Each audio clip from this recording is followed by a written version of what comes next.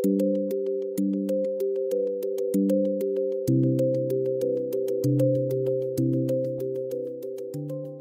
there, today I'd like to shed some light on achieving a balanced palette with Winsor Newton professional oil colours.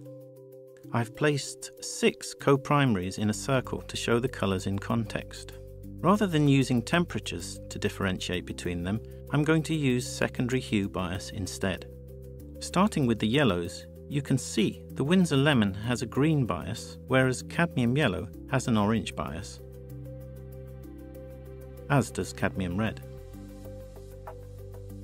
Here, the alizarin crimson has a violet bias, and so does the French ultramarine blue. Finally, Winsor blue has a green bias, which leads us back to Winsor lemon. I'm now going to combine the primaries that have the same secondary bias to make vivid and pure mixes. If I wanted, I could create a continuous circle with subtle and pure transitions and no gaps.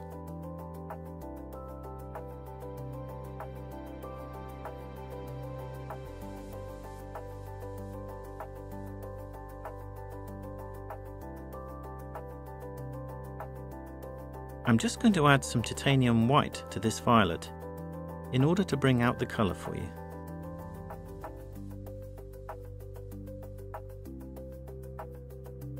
This shows how this palette is capable of achieving any mixture I require.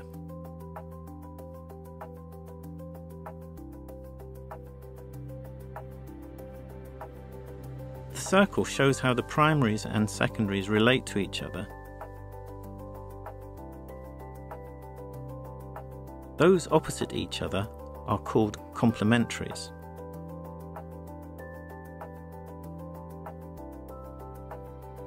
Now let's mix a green from ultramarine and cadmium yellow.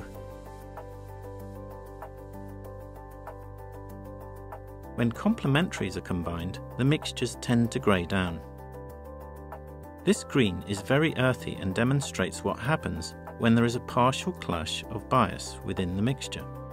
The orange bias has clashed with the blue. I personally find this a more interesting green. So being aware of secondary hue bias allows you to exploit or avoid these clashes. I hope you've found this useful.